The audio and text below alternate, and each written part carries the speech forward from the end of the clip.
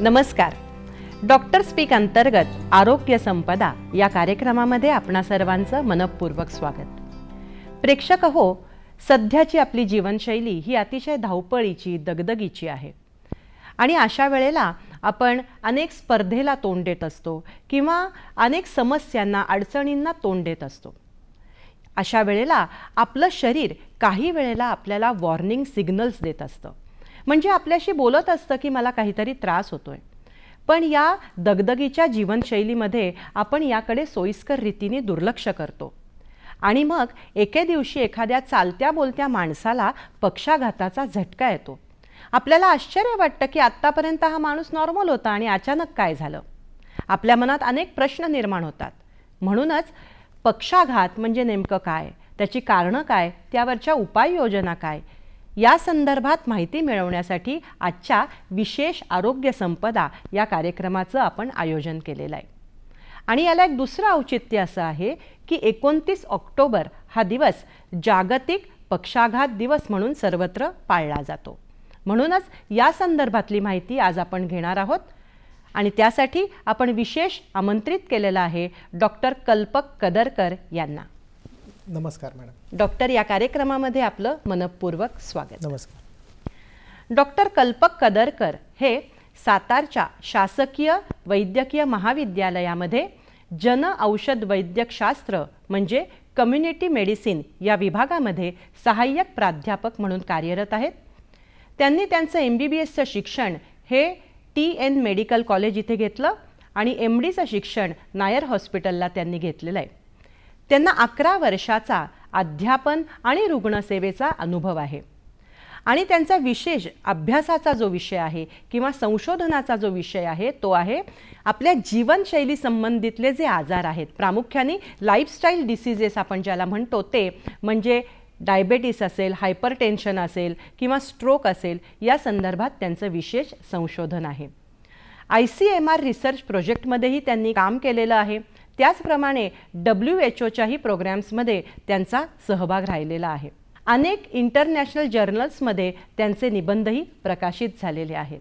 म्हणूनच आज आपण त्यांच्याकडून पक्षाघात या संदर्भात माहिती घेणार आहोत. डॉक्टर, आपल्या मूळ विषयाकडे वळण्याच्या आधीच मला एक महत्त्वाचा प्रश्न असा विचारायचा आहे की आत्ताच मी उल्लेख केला की जागतिक पक्षाघात दिवस हा 29 ऑक्टोबरला पाळला जातो. तर हा दिवस पाळण्यामागचं नेमके उद्देश काय किंवा तो का पाळावासा वाटायला लागला? जागतिक पक्षाघात संघटना, जिला आपण वर्ल्ड स्ट्रोक ऑर्गनायझेशन असे म्हणतो, या संघटनेमार्फत दरवर्षी 29 ऑक्टोबर या दिवशी हा दिवस सेलिब्रेट केला जातो. या दिवशी वैद्यकीय क्षेत्रातील तज्ज्ञांद्वारे या विषयाबद्दलची माहिती ही समाज माध्यमांद्वारे, TV असतील, रेडिओ असतील, न्यूजपेपर असेल किंवा एक चर्चासत्रांद्वारे याबद्दलची माहिती, जसे की पक्षाघाताची लक्षणे काय आहेत, त्याच्याबद्दलची कारणे काय असतात आणि त्याबद्दलचे प्रतिबंधात्मक उपाय काय आहेत, अशा प्रकारे दरवर्षी एक नवीन थीम घेऊन, कधी ही थीम प्रतिबंधात्मक उपायांबाबत असू शकते, कधी कारणांबाबत असू शकते. तर मूळ उद्देश असाच आहे की सर्वसामान्यांपर्यंत पक्षाघाताबद्दलची माहिती ही जास्तीत जास्त पोहोचवणे, जेणेकरून नवीन रुग्णांची जी संख्या वाढते आहे किंवा जुन्या रुग्णांच्या जीवनमानात ज्या प्रकारे त्यांचं जीवनमान पक्षाघाताचा किंवा पॅरालिसिसचा अटॅक आल्यामुळे जो खालावतो, ते एक प्रकारे त्याचं जीवनमान सुधारवण्यासाठी याचा वापर करता येईल. म्हणून एक वर्ल्ड कॉन्फरन्स, ज्याला आपण जागतिक परिषद, ही कॅनडातील वँकुव्हर या शहरात 2004 साली घेण्यात आली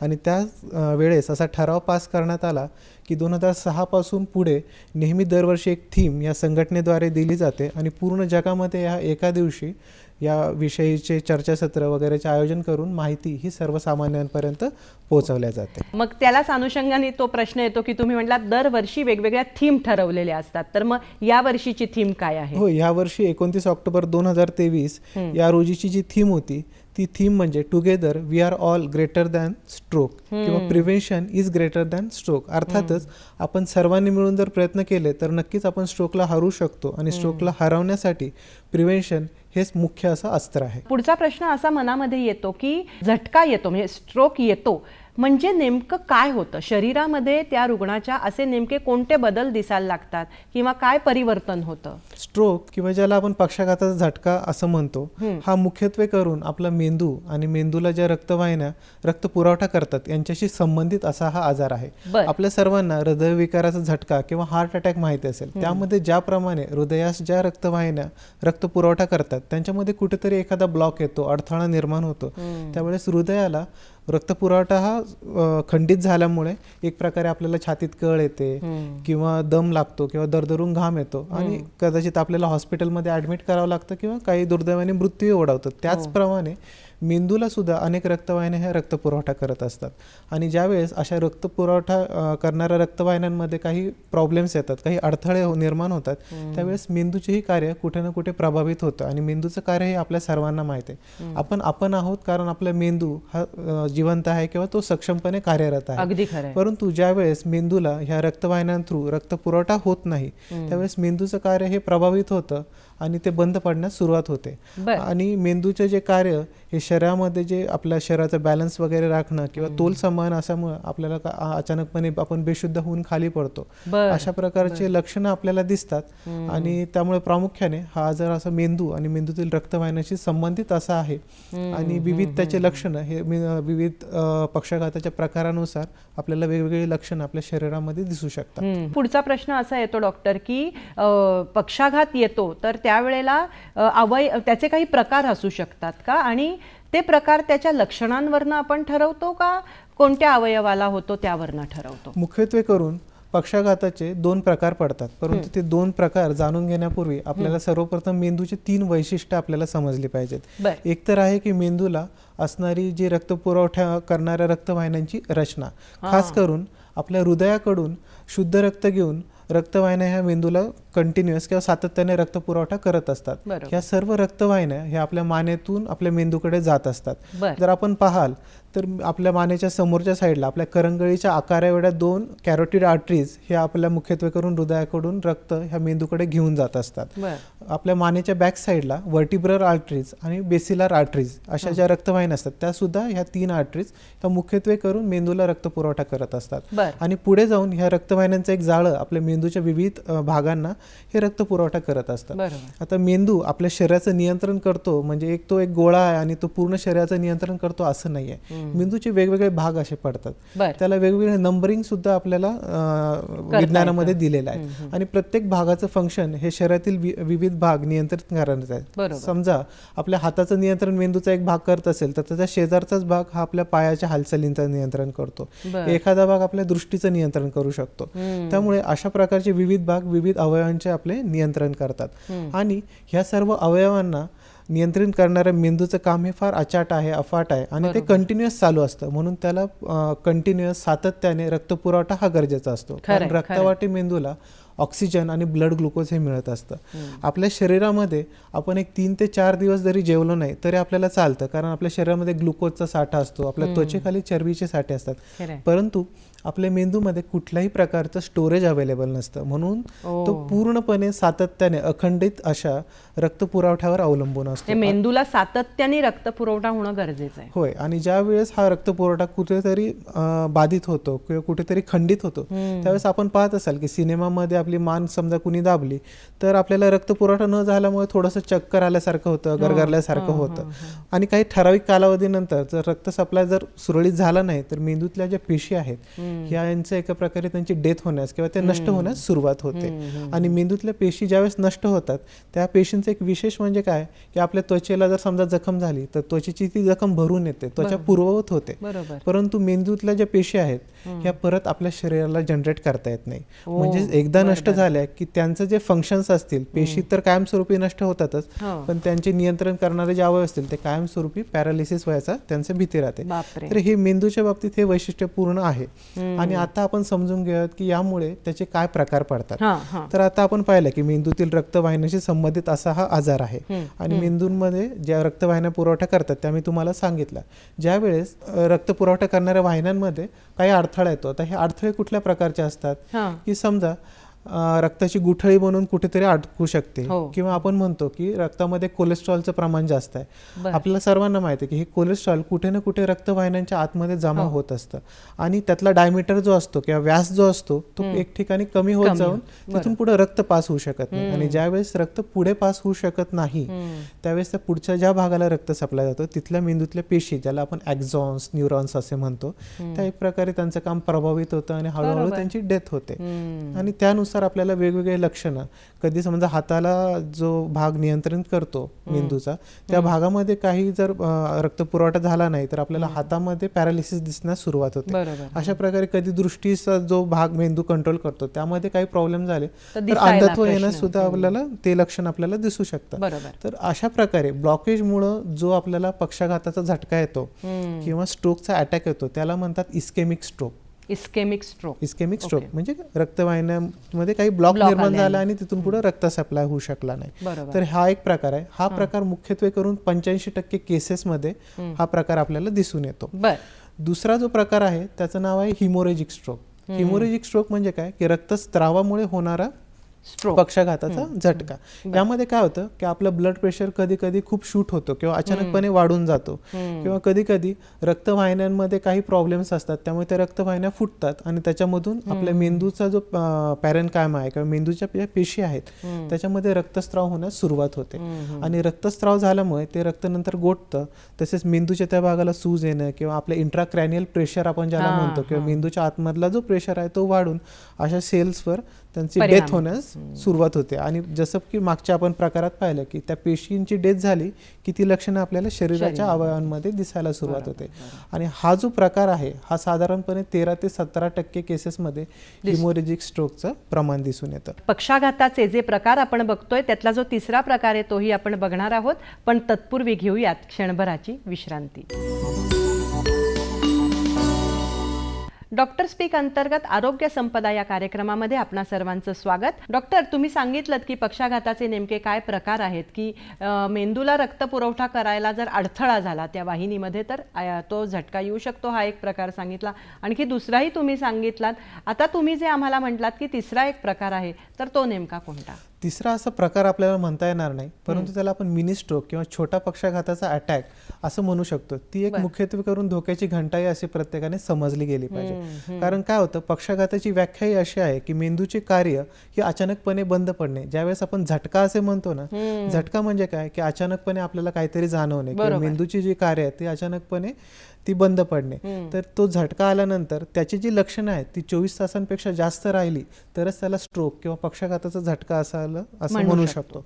परंतु ही लक्षणं आपल्याला दिसली, ती आपल्याला जाणवली, परंतु ती नंतर रिकवर होऊन गेले, आपले परत ते पूर्वपदाला आपण आलो आणि हे 24 तासाच्या आतमध्ये जर झालं तर त्याला ट्रान्झिएंट इस्केमिक अटॅक किंवा मिनी स्ट्रोक किंवा छोटा पक्षाघाताचा झटका असे आपण म्हणू शकतो. यामध्ये जरी आपलं लॉंग टर्म नुकसान किंवा काही होत नसेल, कायमस्वरूपी नुकसान जरी काही होत नसेल तरी सुद्धा ही एक महत्त्वाची धोक्याची घंटा याच्यासाठी आहे की भविष्यात आपल्याला स्ट्रोकचा धोका हा खूप मोठ्या प्रमाणात वाढलेला असू शकतो. तर असे प्रकार स्ट्रोकचे आहेत. म्हणजे 24 तासापेक्षा जरी लक्षणं फारशी राहिली नाहीत तरी आपण काय बेदखल व्हायची किंवा बेसावध राहायची म्हणजे त्याची काळजी घेतली पाहिजे. आपण तसं राहता उपयोगाचं नाही, त्याला आपण मिनी स्ट्रोक असं म्हणतो. होय. बरं, पण मग आता आपण हे सगळं बघतो त्या वैयक्तिक पातळीवर त्या रुग्णाला हे सगळे त्रास होत असतात किंवा ही लक्षणं दिसत असतात. मग हा आजार जरी वैयक्तिक स्वरूपाचा असला तरी त्याचे परिणाम सार्वजनिक आरोग्यावर होतात का, आणि होत असतील तर ते नेमके कसे होतात? ह्या आजाराचे परिणाम हे नक्कीच सार्वजनिक आरोग्यावर होत आहेत, कारण आपला देश हा एक प्रगतिशील राष्ट्राकडून एका प्रगत राष्ट्राकडे जात आहे. आज आपल्या देशामध्ये संसर्गजन्य आजारांचं प्रमाण जसं जास्त आहे तसं असंसर्गजन्य आजार किंवा ज्याला आपण लाईफस्टाईल डिसीजेस किंवा जीवनशैलीशी रिलेटेड जे आजार आहेत, जसे की डायबेटीस असेल, हाय ब्लड प्रेशरचा त्रास असेल, स्ट्रोक असेल किंवा ओबेसिटी असेल, हे आजारांचं प्रमाणही वाढताना दिसत आहे. पक्षाघाताच्या बाबतीत बोलायचं झालं तर दर 20 सेकंदाला एक नवीन पक्षाघाताची केस आपल्या देशामध्ये निर्माण होत आहे. बापरे. आणि त्यामध्ये दर 2 मिनिटाला एका जणाचा मृत्यू हा पक्षाघातामुळे होत आहे. बऱ्यापैकी गंभीर अशी ही परिस्थिती होय. आणि जर आपण लोकसंख्येवाईज पाहिलं तर दर 1 लाख लोकसंख्येमागे 300 ते 400 हे पक्षाघाताच्या रुग्णांचं प्रमाण आहे. बर. या बाबतीत फक्त नंबरच मॅटर करत नाही, तर पक्षाघातामुळे ज्या व्यक्तीला पक्षाघात होतो त्याच्या कुटुंबियांवर आणि त्या रुग्णाचं स्वतःचं सुद्धा एक जीवनमान कुठेतरी, ज्याला आपण क्वालिटी ऑफ लाईफ म्हणतो, ते तरी कुठेतरी अफेक्ट होताना, हॅम्पर होताना आपल्याला दिसतं. हा एक प्रकार, हा तिसरा मुद्दा झाला. आणि अजून एक मुद्दा म्हणजे याच्यावर उपचारांचे असलेले खर्च. तर प्रतिबंधात्मक उपायांवर असलेले खर्च आणि उपचारांवर असलेले खर्च जर आपण तुलना केली तर नक्कीच प्रतिबंधात्मक उपायांवर असलेले खर्च हे फार कमी आहेत कम्पॅरेटिव्हली याच्या उपचारांवर असलेले खर्च.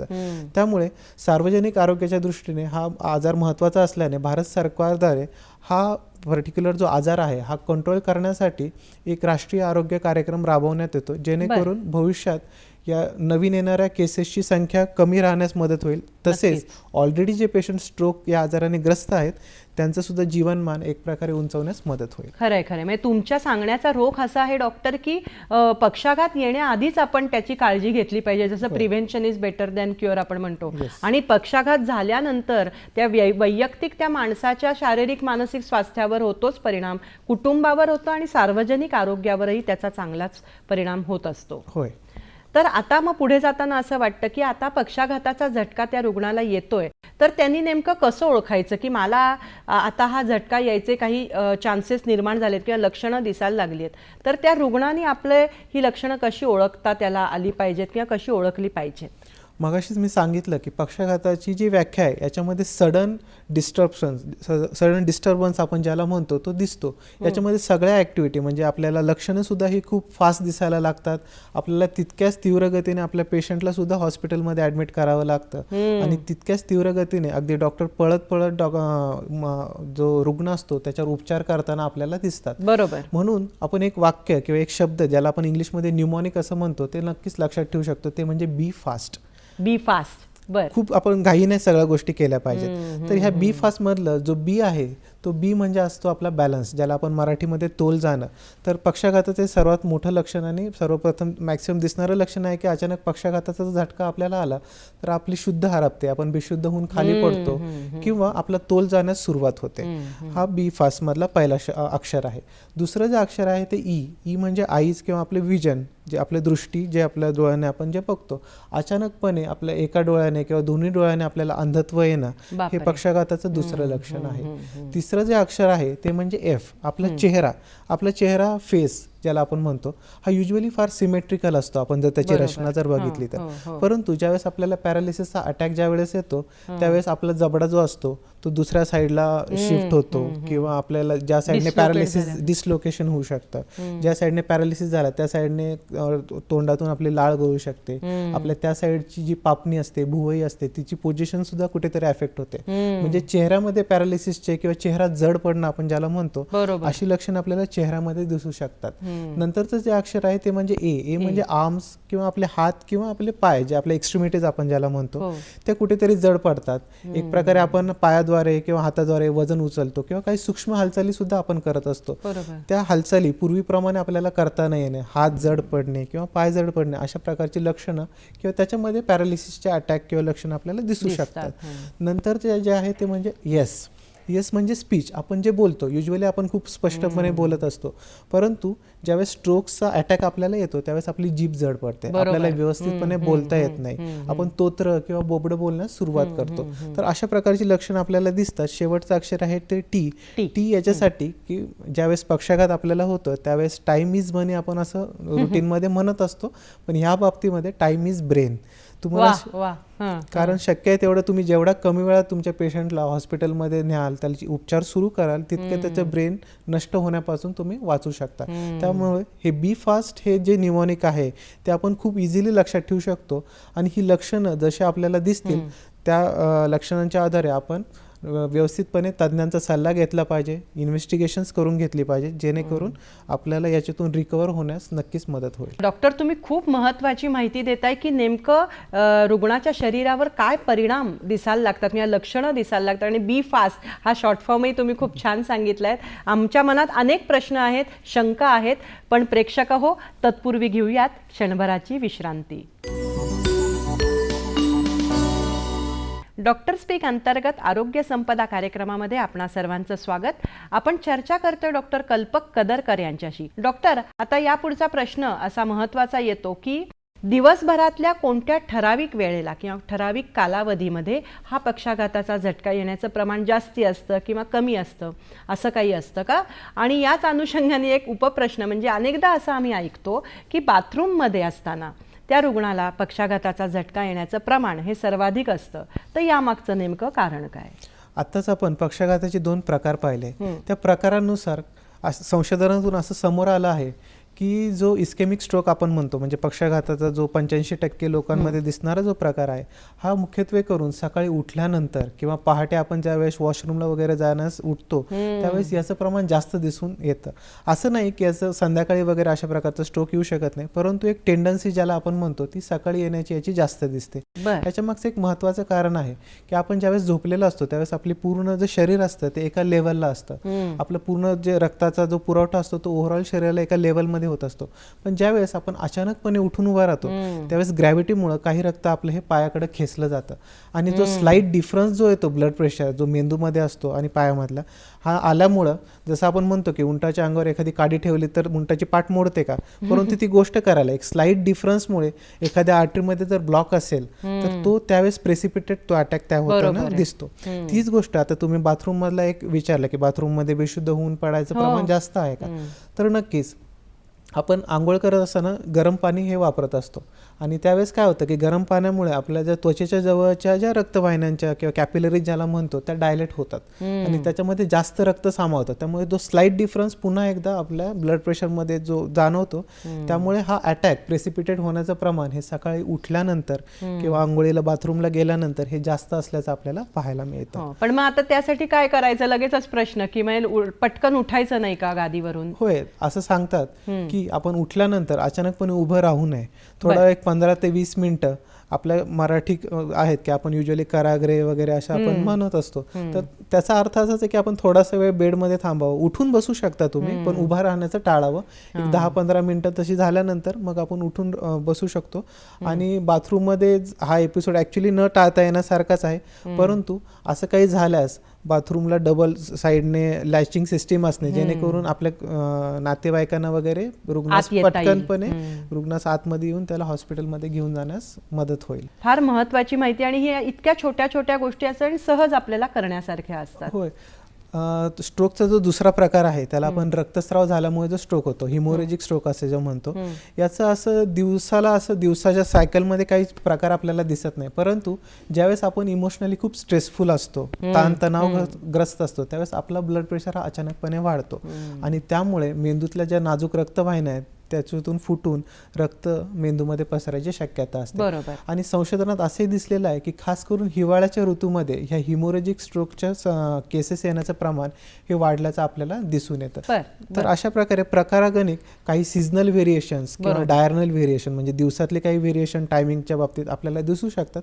यामध्ये अनेक अपवादे आहेत, परंतु संशोधनांती याच्यातली थोडीशी टेंडन्सी अशी असल्याची आपल्याला मिळते. पण मग आता हा स्ट्रोक येण्यामागची नेमकी कारणं काय असतात? म्हणजे काही वेळेला आता तर आपण उल्लेख केलाच आहे की जीवनशैली धावपळीची आहे किंवा काही वेळेला घरातच त्याची हिस्ट्री असते, असं काही असतं का? म्हणजे अनुवंशिकता असते? होय, स्ट्रोक्सचे 2 प्रकार असे पडतात. इंग्लिशमध्ये त्यांना पहिला जो प्रकार आहे त्याला नॉन मॉडिफायबल रिस्क फॅक्टर असे म्हणतात. नॉन मॉडिफायबल, हा म्हणजे जे बदलता न येण्याजोगे जे रिस्क फॅक्टर आपल्या आयुष्यात असतात असे असतात. आणि दुसरे जे असतात ते मॉडिफायबल रिस्क फॅक्टर, ज्यांना आपण जीवनशैलीत बदल करून किंवा बदल करू शकतो त्यांच्यामध्ये, असे असतात मॉडिफायबल रिस्क फॅक्टर. सुरुवातीला आपण नॉन मॉडिफायबल रिस्क फॅक्टर विषयी जाणून घेऊ. नॉन मॉडिफायबल रिस्क फॅक्टरचं एक उदाहरण म्हणजे आपलं वय. वाढणारं वय आपण कोणी सुद्धा थांबवू शकलेलो नाही आहोत. वाढत्या वयाबरोबर विविध प्रकारचे आजार आपल्याला होत असतात, खास करून हे जीवनशैलीचे आजार. वाढत्या वयाबरोबर आपल्या ज्या रक्तवाहिन्या असतात त्या कुठे ना कुठे स्क्लेरोसिसमुळे, कॅल्सिफिकेशनमुळे त्या कडक होत असतात आणि त्याच्यातला ब्लड प्रेशर हा वाढत असतो. वाढत्या वयाबरोबर आपल्याला मधुमेहाचा त्रास सुरू होतो. वाढत्या वयावर थोडासा लठ्ठपणाही वाढतो. त्यामुळे वाढत्या वयाबरोबर पक्षाघाताचं प्रमाण वाढल्याचंही आपल्याला दिसून येतं. वय हा महत्त्वाचं कारण आहे त्यातलं. खास करून वयाच्या 50 नंतर पक्षाघाताच्या केसेसचं प्रमाण हे वाढल्याचं दिसू शकतं आणि साधारण 65च्या आसपास 2-4 वर्ष प्लस मायनस आपण पाहू शकतो की ज्यामध्ये पक्षाघाताचं स्ट्रोक येण्याचं प्रमाण हे फार मोठ्या प्रमाणात आपल्याला पाहायला मिळू शकतं. दुसरा जो घटक आपण बदलू शकत नाही तो म्हणजे आपण कुठल्या कुटुंबात जन्म घेतो. काही आजारांना अनुवंशिकता याचं फार महत्व असतं. ह्या आजारांमध्ये डायबिटीस झाला, स्ट्रोक झाला, याच्यामध्ये अनुवंशिकता हे फार महत्वाचं आहे. खास करून जर आपल्या फर्स्ट डिग्री ब्लड रिलेटिव्ह मध्ये म्हणजे आपल्या आई वडिलांमध्ये जर ह्या आजारांचं लक्षण दिसत असेल तर आपण सुद्धा खूप सजग राहायला पाहिजे आणि वेळोवेळी आपल्या तपासण्या करून घ्यायला पाहिजे. तिसरं जे असतं ते म्हणजे आपलं जे वंश जो असतो, म्हणजे भारतीय वंशाचे लोक, युरोपियन वंशाचे लोक, अशा प्रकारे काही व्हेरिएशन्स पाहायला आपल्याला जागतिक स्तरावर मिळतात. परंतु भारतात विविध राज्यांमध्ये अशा प्रकारचे व्हेरिएशन हे कमी जास्त प्रमाणात पाहायला मिळतं. पण फार फरक काय त्याच्यात आपल्याला. पण मग ग्रामीण शहरी भागामध्ये काही फरक दिसतो का डॉक्टर? ग्रामीण आणि शहरी भागामध्ये फरक नक्कीच दिसतो, कारण तिथल्या जीवनशैलीत हा फार मोठा फरक असतो. शहरी भागात युजली जीवनशैली ही थोडीशी बैठ्या स्वरूपाची किंवा कमी व्यायामाच्या स्वरूपातली असते. त्याचप्रमाणे आपलं आरोग्य, खानपानाच्या सवयी ह्या पण थोड्या वेगवेगळ्या असतात. अशा प्रकारे थोडासा फरक शहरी भागामध्ये स्ट्रोक येण्याचं प्रमाण हे जास्त. स्ट्रोक आल्यानंतरचा तुम्ही मगाशी याचा उल्लेख केलात की आपण पटकन ॲक्शन घेणं फार महत्त्वाचं आहे, ज्याला आपण गोल्डन आवर म्हणतो. पहिला काही जो वेळ आहे तो अतिशय महत्त्वाचा आहे. तर हा का महत्त्वाचा असतो आणि या वेळेला नेमकं त्याच्या आजूबाजूच्या असणारे जे नातेवाईक आहेत रुग्णाचे, त्यांनी काय क्विक अशी ॲक्शन घेतली पाहिजे? आत्ताच आपण पाहिलं की स्ट्रोकचं जे आपण लक्षात ठेवण्यासाठी जे लक्षणांच्या बाबतीत पाहिलं की बी फास्ट. थोडक्यात स्ट्रोकची लक्षणं ज्यावेळेस आपल्याला दिसतात त्यावेळेस आपण असं त्याला इग्नोर करू नये किंवा त्यांच्याकडे दुर्लक्ष करता कामा नये. युजली आपला हात जर जड पडला असेल तर आपण म्हणतो की झोपेतून उठल्यामुळे, कदाचित चुकीचं झोपल्यामुळे हात जड पडला असेल. अशा प्रकारचं दुर्लक्ष न करता रुग्णास व्यवस्थितपणे इन्व्हेस्टिगेशन तज्ज्ञांच्या मार्गदर्शनाखाली जर त्या केल्या तर नक्कीच आपण ह्या वॉर्निंग साईन्सचा फायदा घेऊन भविष्यातल्या स्ट्रोकला टाळू शकतो. परंतु स्ट्रोकची लक्षणं जर आपल्याला दिसत असतील तर आपण शक्य तितक्या लवकर आपल्या रुग्णास किंवा आपल्या स्वतः सुद्धा हॉस्पिटलमध्ये घेऊन गेलं पाहिजे. पण हे कधी शक्य आहे? जर आपल्याला यासाठी काही पूर्वतयारी आपल्याला स्ट्रोकची लक्षणं नसताना सुद्धा आपण केली पाहिजे. जसे की आपण कुठल्या मार्गाद्वारे, कुठल्या साधनाद्वारे हॉस्पिटलला आपल्या रुग्णास नेणार आहोत. 108 नंबरवर जर तुम्ही डायल केला तर रुग्णवाहिका येते, ॲम्ब्युलन्स येते. परंतु ती दरवेळेस येईलच असं नाही. एखादा प्रायव्हेट कार्डियक ॲम्ब्युलन्सचा किंवा साध्या ॲम्ब्युलन्सचा नंबर आपल्या घरात लिहून ठेवणे डायरीमध्ये आणि घरातील सर्व सदस्यांना तो माहीत असणे हे फार महत्त्वाचे आहे. त्याचप्रमाणे अशी लक्षणं दिसल्यानंतर कुठल्या हॉस्पिटलमध्ये आपण घेऊन जाणार, कुठल्या तज्ज्ञांकडे आपण घेऊन जाणार हे पण ठरवणे खूप गरजेचं आहे. कारण असा अटॅक आल्यानंतर एकतर आपण घाबरून गेलेलो असतो आणि याच्यामध्ये कुठल्या डॉक्टरांकडे जायचं, कुठल्या हॉस्पिटलमध्ये जायचं, आपला इन्शुरन्स कुठे आहे, कुठे घेऊन जायचं, अशा घटनेमध्येच आपला अर्धा तास 1 तास वाया जातो. त्यापेक्षा याची पूर्वतयारी जर आपण केली तर असा काही दुर्दैवाने घडल्यास आपल्याला त्यावेळेस आपल्या नातेवाईकांना, रुग्णास हॉस्पिटलमध्ये कमी वेळात कुठे न्यायचं हे सर्व करता येईल सहजगत्या आणि त्याचा फायदा हा अल्टिमेटली रुग्णाला नक्की होणार. प्रेक्षक हो, ही गोष्ट अगदी नोंद घेण्यासारखी आहे की ज्या वेळेला आपल्याला अशा काही आपत्कालीन परिस्थिती आपल्या आयुष्यामध्ये निर्माण होणार आहेत त्यासाठी आपण ॲम्ब्युलन्सचा नंबर तर जवळ ठेवावाच, पण तातडीने जिथे जाता येईल अशा रुग्णालयांचे नंबर किंवा डॉक्टरांचे नंबर किंवा काही प्रायव्हेट ॲम्ब्युलन्स असतील तर त्यांचे नंबर हे आपल्याला दिसतील आणि पटकन हाती लागतील अशा ठिकाणी ठेवले पाहिजेत. आणि आपल्या जवळ नातेवाईकांना, म्हणजे कुटुंबातल्या व्यक्तींनाही ते माहिती पाहिजे, जेणेकरून अशी काही परिस्थिती उद्भवली तर आपण त्यावर पटकन ॲक्शन घेऊ शकतो आणि वेळ वाचवू शकतो की जो वेळ त्याच्या उपचारांवर नंतर खर्च होऊ शकतो. आता मला डॉक्टर याच्यापुढे असं विचारायचं आहे की आपल्याला लक्षणं तर लक्षात आली किंवा काय दिसतात आमच्या शरीरामध्ये बदल हेही लक्षात आले, पण आता मग ज्या वेळेला हा रुग्ण हॉस्पिटलमध्ये येतो तर त्यावेळेला डॉक्टर नेमक्या कशा पद्धतीने उपाययोजना करतात किंवा उपचार कसे सुरू करतात? खरं सांगायचं झालं तर प्रतिबंधात्मक उपाय असे स्ट्रोकच्या बाबतीत जे आहेत ते कुटुंबियांसाठी प्राथमिक उपचार ज्याला आपण म्हणतो ते म्हणजे रुग्णास लवकर हॉस्पिटलमध्ये नेणं हा एक सर्वोत्तम असा प्राथमिक उपचार, फर्स्ट एड आपण म्हणू शकतो. एकदा की तुम्ही हॉस्पिटलमध्ये पोहोचलात की तिथे तुम्हाला सर्वात सुरुवातीला ABC आपण ज्याला म्हणतो ते म्हणजे काय की एअरवे म्हणजे आपल्या श्वसन नलिका, श्वसनाची गती, आपला रक्तदाब, ह्या सर्व गोष्टी डॉक्टर चेक करतात, त्या मॉनिटर करत राहतात आणि एका स्टेबल लेवलला मेंटेन करायचा प्रयत्न करतात. एकदा की त्या मेंटेन झाल्या की डॉक्टर मग आपले काही इन्व्हेस्टिगेशन्स करून घेतात ज्याला आपण रेडिओलॉजिकल इन्व्हेस्टिगेशन्स म्हणतो, ज्याच्यामध्ये नॉन कॉन्ट्रास्ट CT स्कॅन किंवा MRI स्कॅन हे करून घेतात. कारण त्यामार्फत आपल्याला कळतं की नक्की हा स्ट्रोकचा कुठला प्रकार आहे. हिमोरेजिक स्ट्रोक आहे, रक्तस्राव झालेला आहे मेंदूत, की कुठेतरी गाठ झाल्यामुळे इस्केमिक स्ट्रोक झालेला आहे. कारण त्यांचे वर असणारे उपचार हे थोडेसे डिफरंट आहेत. सपोज समजा की आपल्याला इस्केमिक स्ट्रोकचा अटॅक झालेला असेल तर काय होतं की आपली ब्लड वेसल किंवा रक्तवाहिनीमध्ये कुठे ना कुठे ब्लॉकेज आहे. हे ब्लॉकेज आपल्याला दूर करण्यासाठी आपल्या रक्तवाहिनीद्वारे ही थ्रोम्बोलायटिक मेडिसिन म्हणजे ती गाठ विरघळवणारे औषधं ही आपल्या रक्तवाहिनीवाटे दिली जातात. किंवा रक्तवाहिनीतली गाठ ही समजा खूप मोठी असेल आणि औषधाने न वितळवण्याजोगी विरघळवण्याजोगी असेल तर अशा वेळेस ज्याप्रमाणे अँजिओप्लास्टीमध्ये आपल्या रक्तवाहिन्यांमध्ये स्टेंट किंवा वायर टाकून ती रक्तवाहिनी परत पूर्ववत केली जाते, त्याच्यातून रक्त सप्लाय हा पूर्ववत केला जातो, ज्याला आपण एंडोव्हॅस्क्युलर रिकॅनलायझेशन असं म्हणतो. तर ह्या सर्व क्रिया केल्या जातात. परंतु समजा हिमोरेजिक स्ट्रोक झाला असेल तर अशा केसेसमध्ये सर्वप्रथम त्या रुग्णाचा जर ब्लड प्रेशर हा खूप वाढलेला असेल तर तो ब्लड प्रेशर कमी करण्यासाठीचे औषधे दिले जातात. मेंदूतला जर प्रेशर वाढलेला असेल तर ती प्रेशर कमी करण्यासाठी जी काही औषधं असतात ती दिली जातात.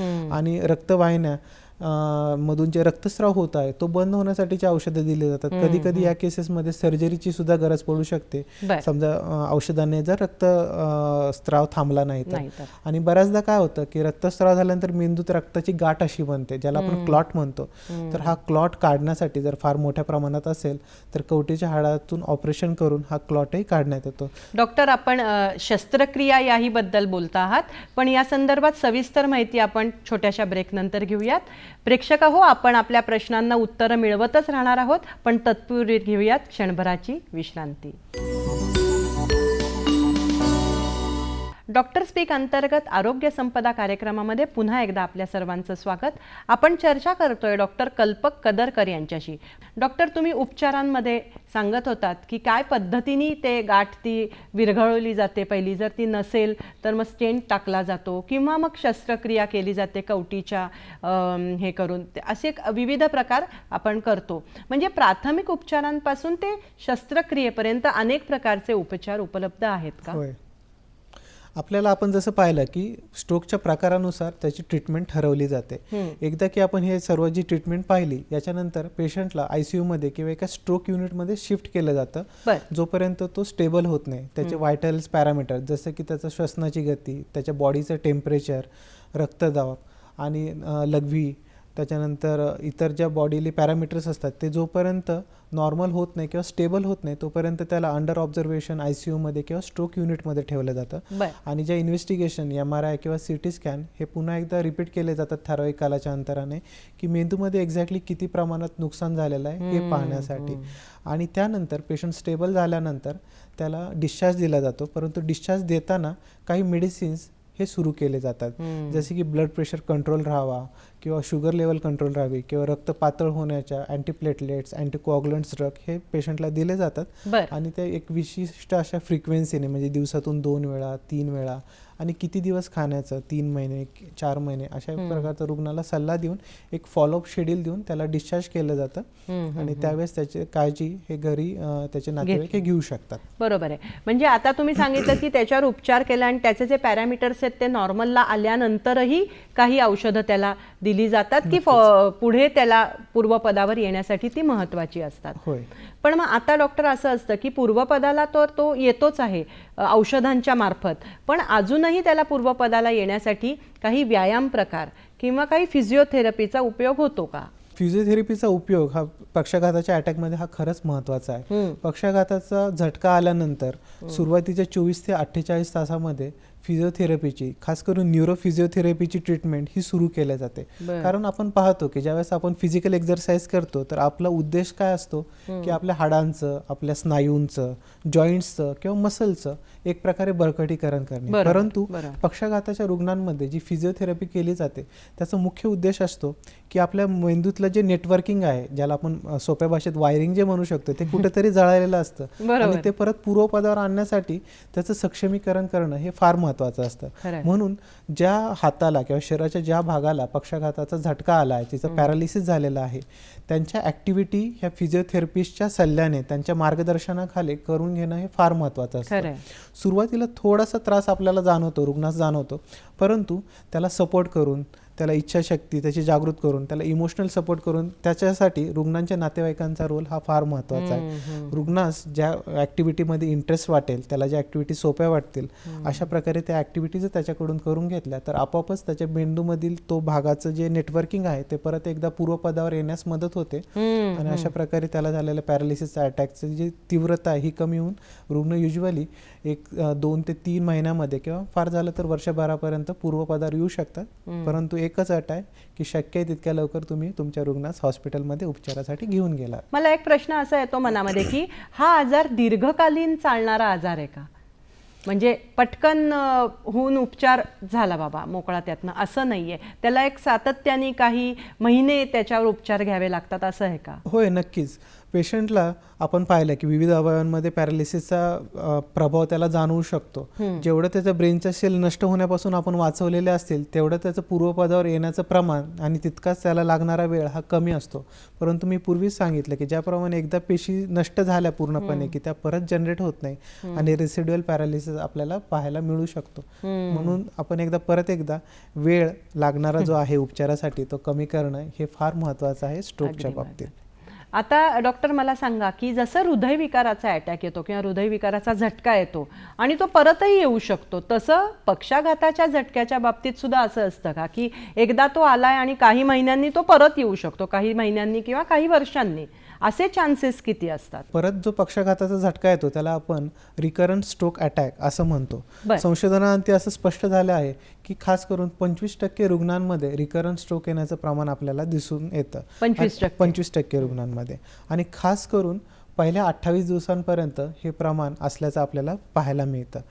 परंतु हे प्रमाण जरी असलं तरी स्ट्रोकची आपण कारणं आताच पाहिली आहेत आणि स्ट्रोकला दिलेली औषधं, स्ट्रोक नंतर दिलेली औषधं सुद्धा आपण पाहिलेली आहेत. जर ही औषधे आपण व्यवस्थितपणे घेत राहिलो, डॉक्टरांच्या सल्ल्याने घेतल्या, डॉक्टरने सांगितल्या तितक्या फॉलोअप व्हिजिटला जर आपण गेलो, anti diabetic, anti hypertensive medicines आपण घेतले किंवा रक्त पातळ व्हायच्या गोळ्या जर आपण व्यवस्थित घेतल्या तर नक्कीच तो दुसऱ्यांदा किंवा सेकंडरी स्ट्रोक अटॅक किंवा रिकरंट स्ट्रोक अटॅक येण्याचं प्रमाण हे आपल्यामध्ये कमी दिसायला मिळू शकतं. जसं तुम्ही सांगितलं की 50 ते 65 पर्यंत हा जे वयोमर्यादा आहे त्यामध्ये जास्त दिसतो याचं प्रमाण, तसंच स्त्री पुरुषांमध्ये काही वेगळं प्रमाण आहे का?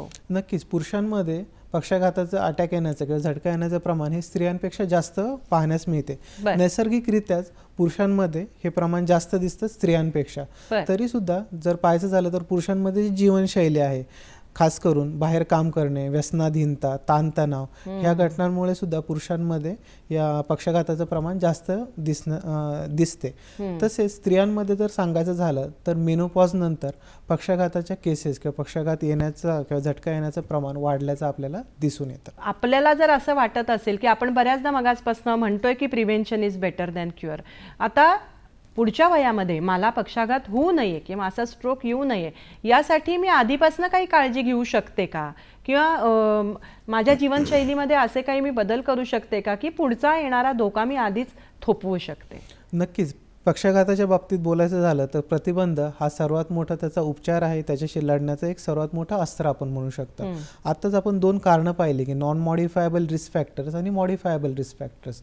नॉन मॉडिफायबल रिस्क फॅक्टर म्हणजे जसं आपलं वय, आपण कुठल्या अनुवंशिकता हे आपण टाळू जरी शकलो नाही तरी अशा अनुवंशिकताची आपल्या हिस्ट्री आपल्या कुटुंबात असेल अशा घटनांची, किंवा आपलं वय जरी वाढतं असेल तरी आपण जर वेळोवेळी तपासणी करून घेतली, रक्ताची तपासणी असेल ज्यामध्ये कोलेस्ट्रॉलचं प्रमाण चेक करणं असेल, रक्तदाब चेक करणं असेल, तर अशा तपासण्या किंवा रक्तातील ब्लड शुगर लेवल चेक करणं असेल, ह्या तपासण्या आपण दर 6 महिन्याला 1 वर्षाला आपण केल्या तर नक्कीच आपल्याला ही वॉर्निंग साईल थोडी लवकर समजते आणि आपण त्याच्यावर ऍक्शन घेऊ शकतो. आता दुसरं जे आहे मॉडिफायबल रिस्क फॅक्टर, हे तर नक्कीच आपल्याला बदलता येण्याजोगे आहेत. त्याच्यातला सर्वात मोठा जो रिस्क फॅक्टर आहे तो म्हणजे ब्लड प्रेशर.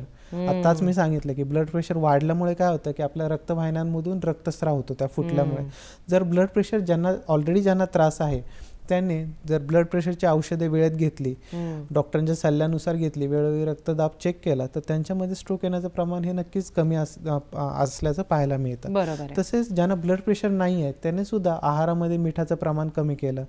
युजली आपण पाहतो की ब्लड प्रेशर हा तणावामुळे जास्त येतो आजच्या जीवनशैलीमध्ये. तणाव टाळण्यास आपण जर सक्सेसफुल झालो तर उत्तम, परंतु तणाव जर टाळू शकत नसेल तर तणाव कमी तरी आपण करू शकतो. ते कमी करण्याचे अनेक उपाय आहेत. आपण व्यायाम करू शकतो, आपले विविध छंद जोपासू शकतो, आपण मनशांतीसाठी ध्यानधारणा करू शकतो. असे अनेक उपाय, आपले ते उपाय व्यक्तिपरत्वे बदलतात, परंतु ते उपाय जर आपण अंमलात आणले तर नक्कीच स्ट्रेसमुळे जे विविध व्याधी होतात, खास करून स्ट्रोक वगैरे, ते आपण कमी करू शकतो. याबद्दल आपण पुढेही चर्चा करणारच आहोत, पण प्रेक्षक हो, तत्पूर्वी घेऊयात क्षणभराची विश्रांती. डॉक्टर स्पीक अंतर्गत आरोग्य संपदा कार्यक्रमामध्ये आपणा सर्वांचं स्वागत. आपण चर्चा करतोय डॉक्टर कल्पक कदरकर यांच्याशी. जीवनशैलीमध्ये आपल्याला काय बदल करणं हे सहज शक्य आहे ते आपण केले पाहिजेत, याबद्दल पुढे आणखीन काय सांगाल? आताच मी तुम्हाला सांगितलं की एक प्रकारे ब्लड प्रेशर कंट्रोल आपण करू शकतो. त्याचप्रमाणे जर आपल्याला हृदयासंबंधीचे काही आजार असतील, कधी कधी आपल्याला हृदयाच्या वॉल्सचे किंवा झडपांचे आजार असतात, कधी आपल्याला ॲट्रियल फिब्रिलेशन नावाचा आजार असतो, किंवा कधी आपल्याला डायबिटीस असतो. ही आजार हे स्ट्रोकला एक प्रकारे मदत करतात. त्यामुळे हे आजार डॉक्टरच्या सल्ल्याने त्यांच्याशी ट्रीटमेंट घेणे आणि वेळोवेळी त्यांची औषधे हे व्यवस्थित सल्ल्याने घेणे हे फार महत्त्वाचं आहे. नियंत्रणात ठेवणे हे फार महत्त्वाचं आहे. आणि एक आहे की व्यसनाधीनता. आज आपल्या समाजामध्ये व्यसनाधीनता वाढत चाललेली आहे, खास करून तंबाखू आणि अल्कोहोलचं प्रमाण. आपण जर पाहाल की तंबाखू सेवन करणाऱ्यांमध्ये पक्षाघाताचं प्रमाण हे 2 ते 3 पट जास्त रिस्क आपल्याला स्ट्रोक येण्याची दिसते. आणि ज्यावेळेस तुम्ही ह्या सर्व व्यसनाधीनता थांबवता, 5 वर्षांमध्ये तुमची जी रिस्क आहे ती व्यसन न करणाऱ्या लोकांनी एवढी बरोबरीने कमी होऊ शकते. तर एवढा फायदा आपल्याला व्यसनाधीनता कमी केल्यामुळे होऊ शकतो, हे आपण लक्षात ठेवलं पाहिजे. त्याचप्रमाणे आपण जर आपल्या आहारामध्ये, आपले दैनंदिन आपण जे व्यायाम करतो त्याच्यामध्ये जर काही बदल घडून आणले तर नक्कीच आपल्याला पक्षाघाताचे प्रमाण कमी झाल्याचे किंवा त्याची रिस्क कमी झाल्याचं आपल्याला दिसू शकतं. अगदी खरं आहे. आणि व्यायामाचंही महत्त्व आहे याच्यामध्ये.